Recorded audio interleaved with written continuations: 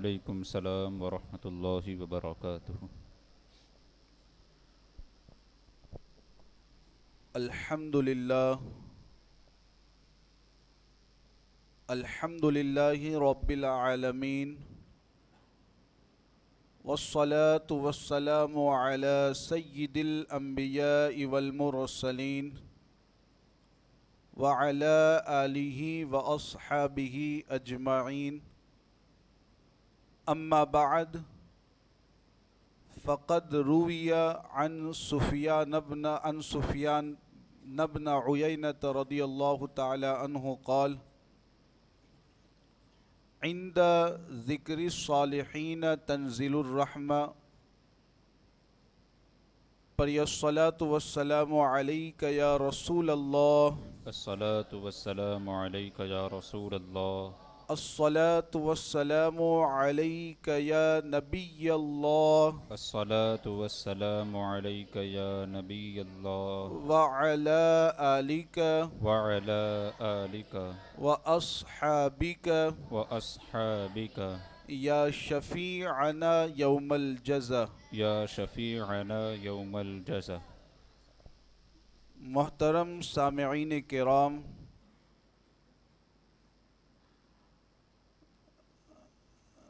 ایک مشہور تابعی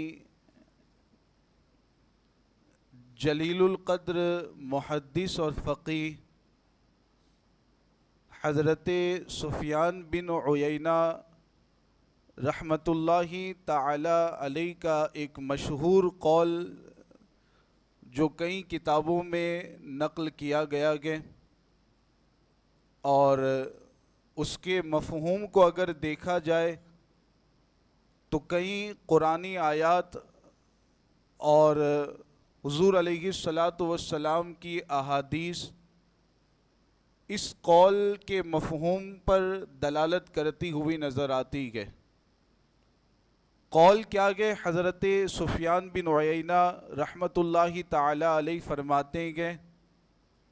عند ذکر الصالحین تنزل الرحمۃ، کہ صالحین اور اللہ تبارک و تعالی کے مقرب بندوں کا ذکر کرنے کے وقت اللہ تبارک و تعالی کی رحمت نازل ہوا کرتی ہے۔ یقیناً یہ ایک مجرب بات ہے اور مشاہدہ کی گئی بات ہے کہ جب بھی اللہ کے نیک بندوں کا ذکر کیا جاتا ہے، اولیاء کاملین اور صلحائے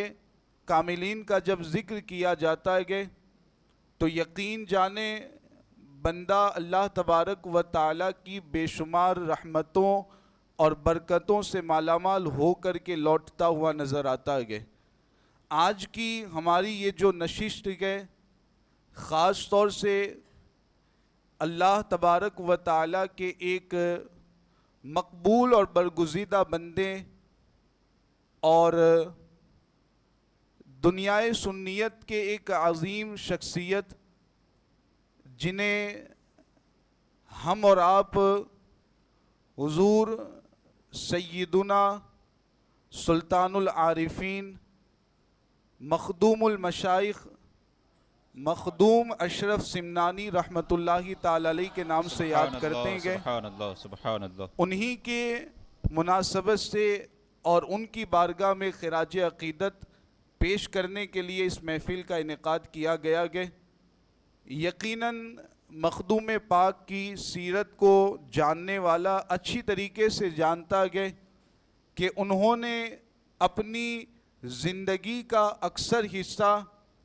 دین اسلام اور شریعت اسلام کی تبلیغ و رسالت میں گزارا ہے اور شریعت کے احکام پر خود بھی پابندی سے عمل کیا اور لاکھوں لوگوں کو آپ نے شریعت کا پابند بنایا گیا۔ تو اسی مناسبت سے آئیے ہم بھی شریعت کے احکام سیکھنے کی کوشش کرتے ہیں اور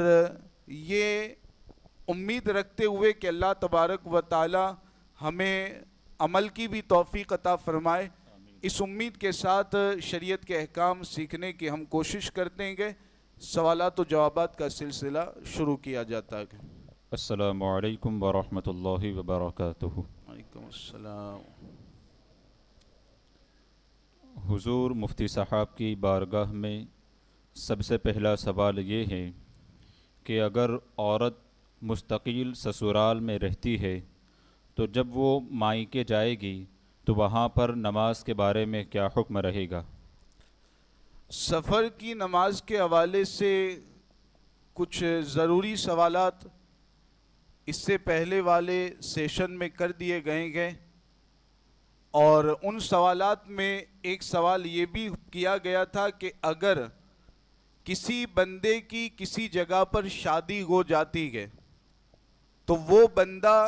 جب اس جگہ پر جائے گا، اپنے سسرال میں جائے گا، تو کیا سسرال میں اسے مکمل نماز ادا کرنی ہے یا 92 کلومیٹر کا سفر طے کر کے گیا گئے تو اب قصر کرنی ہے؟ اس کے حوالے سے وضاحت پہلے کر دی گئی ہے۔ اب یہ جو سوال کیا جا رہا ہے کہ عورت کی شادی ہو چکی، اب شادی کے بعد عورت مستقل اپنے شوہر کے ساتھ اپنے سسرال میں رہنے کے لیے چلی گئی، جیسا کہ ہمارے یہاں پر عام طور پر یہی رواج ہے کہ شادی کے بعد عورت اپنے ماں باپ کے گھر کو چھوڑ کر کے اپنے شوہر کے گھر اور اپنے شوہر کے وطن پر رہنے کے لیے چلی جایا کرتی ہے۔ تو ایسی حالت میں اگر شوہر کے ماں باپ کا جو وطن اور گھر ہے، یعنی جس کو میکہ کہا جاتا ہے، وہ اور شوہر کا جو مکان ہے اور وہ جس جگہ پر رہتا ہے، اگر دونوں کے درمیان 92 کلومیٹر یا زیادہ کا فاصلہ ہے تو اس صورت میں جب عورت اپنے شوہر کے گھر سے اپنے ماں باپ کے گھر پر جائے گی، چونکہ 92 کلومیٹر کا سفر طے کر کے جا رہی ہے تو اب اس کے ماں باپ کا گھر اس کے لیے وطن اصلی نہیں رہا، لہٰذا وہاں پر جا کر کے اگر 15 دن ٹھہرنے کا اس کا ارادہ ہے تو اس صورت میں تو وہ مکمل نماز ادا کرے گی۔ لیکن اگر اپنے ماں باپ کے گھر پر عورت آئی ہے اور اس کا ارادہ 15 دن سے زیادہ یا 15 دن ٹھہرنے کا نہیں ہے بلکہ 15 دن سے کم ہی ٹھہرنے کے ارادے سے آئی گئے، تو ایسی صورت میں چونکہ 92 کلومیٹر یا اس سے زیادہ کا سفر طے کر چکی ہے، لہٰذا وہ عورت شریعت کے اعتبار سے مسافر مانی جائے گی۔ اپنے ماں باپ کے گھر رہتے ہوئے بھی اسے نماز میں قصر کرنے کا حکم رہے گا۔ یہ بہت اہم مسئلہ ہے، بہت سارے لوگ اور بہت ساری اسلامی بہنیں اس مسئلے سے واقف نہیں ہیں، لہٰذا اس کو عام کریں کہ عورت اپنے شوہر کے گھر پر رہنے کے لیے چلی گئی تو ماں باپ کا جو گھر ہے، ماں باپ کا جو گاؤں ہے، وہ اس کے لیے وطن اصلی نہیں رہا۔ ماں باپ کے گھر پر آتی ہے، 15 دن سے کم ٹھہرنے کا ارادہ ہے تو اسے نماز میں قصر کرنی ہے، یعنی 4 رکعت فرض کی جگہ 2 رکعت ادا کرنی ہے۔ جی حضور، ایک سوال یہ ہے کہ سفر میں ایک راستہ لمبا ہو اور ایک راستہ چھوٹا ہو تو کس راستے کا اعتبار کیا جائے گا؟ جس راستے سے آپ سفر کر کے جانے والے گئے اسی راستے کا اعتبار کرنا ہے۔ جس راستے سے آپ کا سفر ہوگا اس راستے کے اعتبار سے اگر وہ سفر کی مسافت یعنی 92 کلومیٹر تقریباً ہو جاتا ہے تو ایسی صورت میں آپ مسافر مانے جائیں گے، اور اگر ایسے راستے سے آپ سفر کر کے کسی جگہ جا رہے گے کہ وہ 92 کلومیٹر سے کم کا راستہ ہے تو ایسی حالت میں آپ مسافر نہیں مانے جائیں گے۔ جی حضور، ایک سوال یہ ہے کہ مقیم مسافر کی ابتدا کیسے کرے؟ مقیم مطلب بتا دیا گیا کہ جس کو 4 رکعت فرض ادا کرنی ہے، اور مسافر کے بارے میں آپ جانتے ہیں کہ 4 کی جگہ اسے 2 ہی پڑھنی ہے۔ یہ موقع ویسے کم آتا ہے کہ امام مسافر ہو اور پیچھے نماز پڑھنے والے مقیم ہو، بہت کم ایسا موقع آتا ہے۔ ہو سکتا ہے کہ کبھی بھی آپ کو اس کا سابقہ نہ پڑا ہو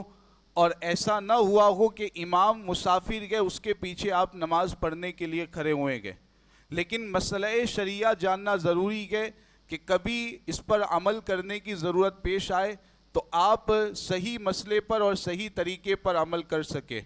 تو اس کے لیے آپ یہ دھیان رکھیں، اس بات کو اپنے ذہن میں بٹھا لیں کہ امام جب مسافر گئے تو امام کو تو 2 ہی رکعت ادا کرنی ہے. اب آپ امام کے پیچھے 4 رکعت آپ کو پڑھنی گئے، تو امام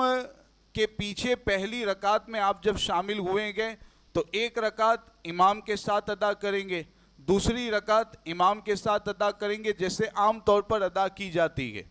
اب دوسری رکعت ادا کرنے کے بعد جب قاعدے میں آپ بیٹھیں گے تو امام صاحب کا معاملہ تو یہ ہے کہ اب قاعدے میں بیٹھنے کے بعد امام کو تو سلام پھیرنے گئے، 2 رکعت مکمل ہو چکی ہے، اس لیے تو امام قاعدے میں بیٹھنے کے بعد التحیات پڑھے گا، درود ابراہیم پڑھے گا، دعائے معثورہ پڑھے گا اور اس کے بعد سلام پھیر دے گا. لیکن امام کے پیچھے جو مقتدی ایسے ہیں جن کو 4 پڑھنی ہے، اگر امام کے پیچھے بھی کچھ مقتدی ایسے ہیں جن کو 2 ہی رکعت پڑھنی ہے یعنی مسافر گئے، تو وہ بھی امام کی طرح اسی قاعدے میں تینوں چیزیں پڑھیں گے. لیکن جو امام کے پیچھے ایسے مقتدی ہے کہ جن کو 4 رکعت ادا کرنی ہے، تو ان کے لیے حکم یہ رہے گا کہ قاعدے میں بیٹھنے کے بعد صرف التحیات پڑھیں گے. التحیات آہستہ آہستہ پڑھتے رہیں، التحیات اگر مکمل ہو جاتا ہے تو خاموش بیٹھے رہیں، امام کے سلام پھیرنے کا انتظار کریں. جب امام سلام پھیرے گا تو وہ مقتدی جو امام کے پیچھے مقیم گئے وہ اپنی تیسری رکعت پڑھنے کے لیے کھڑے ہو جائیں گے. امام صاحب دونوں جانب سلام پھیر دیں گے، اب وہ مقتدی تیسری رکعت پڑھنے کے لیے کھڑے ہوں گے. تیسری اور چوتھی رکعت ان مقتدیوں کو اس طور پر ادا کرنی ہے کہ تیسری اور چوتھی کے قیام میں سورہ فاتحہ نہیں پڑھیں گے، بلکہ سورہ فاتحہ پڑھنے میں جتنی دیر لگتی ہے اتنی دیر تک وہ خاموش رہیں گے. قیام کی حالت میں سورہ فاتحہ پڑھنے کی مقدار خاموش کھڑے رہیں گے. تیسری رکعت رکوع سجدے میں تمام چیزیں پڑھنی ہے. تیسری کے بعد چوتھی رکعت بھی ایسے ہی ادا کریں گے، قیام میں سورہ فاتحہ پڑھنے کی مقدار خاموش کھڑے رہیں گے، پھر رکوع سجدہ کریں گے، آخری قاعدہ کریں گے، التحیات، درود ابراہیم اور دعائے معثورہ پڑھ کے اپنی نماز کو مکمل کریں گے. تو امام اگر مسافر گئے اور پیچھے پڑھنے والے حضرات مقتدی گئے تو امام 2 رکعت پر سلام پھیر دے گا. پیچھے پڑھنے والے حضرات جو مقتدی ہیں وہ تیسری اور چوتھی رکعت اس طور پر ادا کریں گے کہ قیام میں سورہ فاتحہ پڑھنے کی مقدار خاموش کھڑے رہیں گے، باقی تمام چیزیں ان کو ویسے ہی کرنی ہے جیسے عام حالات میں کرتے ہیں. تو یہ طریقہ رہے گا جبکہ امام مسافر ہو اور پیچھے کھڑے رہنے والے حضرات مقتدی ہو. جی حضور، ایک سوال یہ ہے کہ کچھ لوگ نوکری کے سلسلے میں 92 کلومیٹر سے زیادہ کا سفر کر کے کسی جگہ پر جاتے ہیں اور ان کا ارادہ یہ ہوتا ہے کہ 5 دن وہاں ٹھہرے گے اور 2 دن گھر آ جائے گے، تو ایسے شخص کے بارے میں نماز کے متعلق کیا حکم رہے گا؟ بہت دفعہ اس طرح کا سوال مسلمان بھائیوں کی طرف سے آتا ہے کہ ہم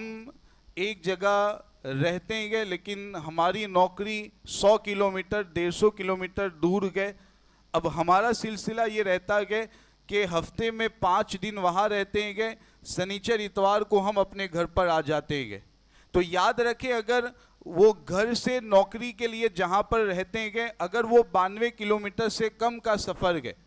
جیسے یہاں کوئی آمود کا رہنے والا ہے وہ بروچ میں رہتا ہے، بروڈا میں رہتا ہے، تو یہ 92 کلومیٹر سے کم کا سفر ہے، وہاں پر جا کر کے رہے گا تب بھی وہاں اس کو مکمل نماز ہی ادا کرنی ہے. لیکن اگر 92 کلومیٹر سے زیادہ کا سفر طے کر کے کسی جگہ نوکری کے لیے جاتا ہے اور پہلے سے متعین ہے کہ 5 دن یہاں رہوں گا، سنیچر کو اپنے گھر واپس آ کے سنیچر اتوار یہاں رہوں گا، پھر واپس نوکری کے لیے میں اس جگہ پر چلا جاؤں گا، تو ایسی حالت میں اب 2 چیزیں یاد رکھنی ہے. ایک تو جہاں نوکری کے لیے وہ رہتا ہے وہاں پر اسے کیسے نماز پڑھنی ہے. نمبر 2 اپنے گھر پر جب وہ آئے گا تو اسے یہاں کیسے نماز ادا کرنی ہے.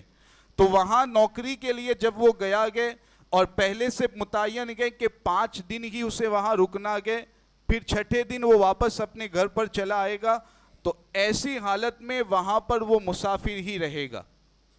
وہاں پر وہ مسافر رہے گا. امام کے پیچھے اگر پڑھتا گئے تب تو 4 پڑھ لے گا، لیکن اکیلے اگر اپنی نماز وہاں پر 5 دنوں میں ادا کرتا گئے تو اسے 4 کی جگہ پر 2 ہی رکعت ادا کرنی گے. البتہ جب اپنے گھر وہ واپس آئے گا جہاں پر رہنے کا اس کا ارادہ ہے کہ ماں باپ جہاں پر رہتے ہیں گے وہی گھر واپس جب آئے گا، اگرچہ 2 دن رکنا گئے، 1 دن رکنا گئے، گھر جیسے ہی آئے گا تو اب اسے مکمل نماز ادا کرنی ہے، اب وہ مسافر نہیں رہے گا. تو گھر 1-2 دن جو بھی رہے گا وہاں مکمل نماز پڑھے گا، اور وہاں نوکری کے لیے جہاں پر جاتا ہے کہ 5-6 دن رہتا ہے تو وہاں پر اسے قصر کرنا کہ یہ شریعت کا حکم ایسے بندے کے حوالے سے رہے گا. جی حضور، ایک سوال یہ ہے کہ کچھ لوگ 2-3 سال کے ارادے سے کام کاج کے لیے کسی دوسرے ملک یا کسی دوسرے شہر جاتے ہیں، تو ایسے لوگ کس طریقے سے نماز کو ادا کریں گے؟ ظاہر سی بات ہے کہ جب 2-3 سال 5 سال کے ارادے سے دوسرے ملک میں یا کسی دوسری جگہ پر گئے ہوئے گئے تو ایسے شخص وہاں پہنچتے ہی مقیم ہو جائیں گے، ایسے اشخاص وہاں مقیم ہوں گے، لہٰذا انہیں مکمل نماز ادا کرنی رہے گی. افریقہ، UK وغیرہ لوگ کام کاج کے سلسلے میں جاتے ہیں گے تو وہاں چونکہ 15 دن سے زیادہ ٹھہرنے کا ارادہ ہوتا ہے لہٰذا وہاں مکمل ہی نماز انہیں ادا کرنی ہے. جی حضور، آخری سوال یہ ہے کہ جو حضرات حرمین شریفین زیارت کے لیے جاتے ہیں تو وہ لوگ وہاں پر نماز کس طریقے سے ادا کریں گے؟ زیارت کے لیے جانے کا مطلب ایک تو یہ ہوگا کہ عمرہ کے سلسلے میں گئے گے، اور ایک مطلب یہ ہوگا کہ حج کے سلسلے میں گئے گے.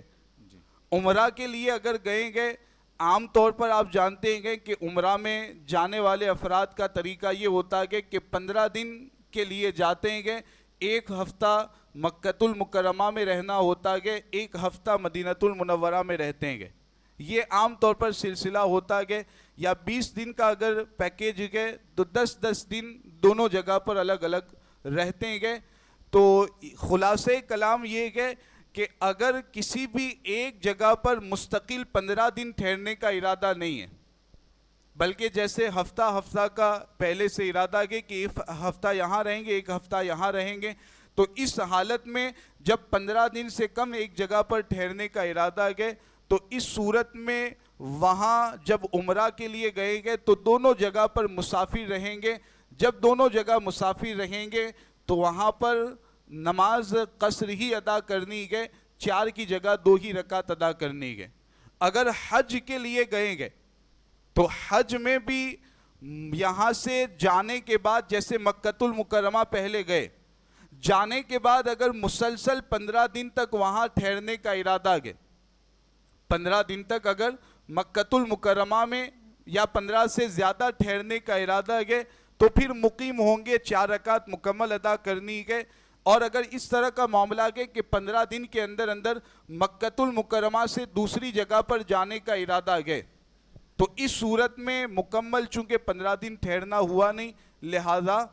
مسافر رہیں گے اور نماز 4 کی جگہ پر 2 ہی ادا کرنے گے. مدینہ المنورہ میں بھی آتے ہیں کہ 15 دن یا اس سے زیادہ ٹھہرنے کا ارادہ ہے تو مکمل نماز ادا کریں گے، کم ٹھہرنے کا ارادہ ہے تو 2 رکعت ہی ادا کی جائے گی. تو یہ سلسلہ رہے گا عمرہ میں جانے والوں کے لیے اور حج کے لیے جانے والے مسلمانوں کے لیے. تو نماز سفر کے تعلق سے تقریباً تمام ضروری مسائل کے حوالے سے سوالات کر دیے گئے ہیں. اس کے علاوہ بھی اگر آپ کوئی سوال پوچھنا چاہتے ہیں، آپ کے ذہن میں کوئی ایسی صورت پیدا ہو رہی ہے تو آپ اس کے بارے میں ضرور پوچھ سکتے ہیں کہ شریعت کا حکم آپ تک پہنچایا جائے گا. اللہ رب العزت کی بارگاہ میں دعا ہے کہ پروردگار عالم ہماری اس محفل کے ثواب کو اور اس کے علاوہ جو کچھ پڑھا گیا، جو کچھ عبادت کی گئی، مولا تبارک و تعالی ان سب کا ثواب سب سے پہلے حضور علیہ السلام کی بارگاہ میں آپ کے وسیلے سے تمام انبیاء کرام، مرسلین اعظام اور صلحائے امت کی بارگاہ میں اس کا ثواب پیش کرتے ہیں. مولا ان سب کی بارگاہوں میں اس کا ثواب پہنچائے. بالخصوص مخدوم المشائخ مخدوم اشرف سمنانی رحمۃ اللہ تعالی علیہ کی روح پاک کو اس کا ثواب پیش کرتے ہیں. مولا ان کی روح کو اس کا ثواب پہنچا. یا اللہ یا رحمان یا رحیم ان کے فیضان کرم سے ہم سب کو مالا مال فرما، ان کے دین اور شریعت کی پابندی کے صدقے میں ہمیں بھی پابند شرع بنا۔ مولا تبارک و تعالی ہم سب کے ایمان و عقیدے کی حفاظت فرما، نیک اعمال کرتے ہوئے زندگی گزارنے کی توفیق عطا فرما، گناہوں سے دور رہتے ہوئے زندگی گزارنے کی توفیق عطا فرما۔ اللہم ربنا تقبل منا انک انت السمیع العلیم وتب علینا انک انت التواب الرحیم، وصلی اللہ تعالی علی خیر خلقہ محمد وعلی آلہ واصحابہ اجمعین برحمتک یا ارحم الراحمین۔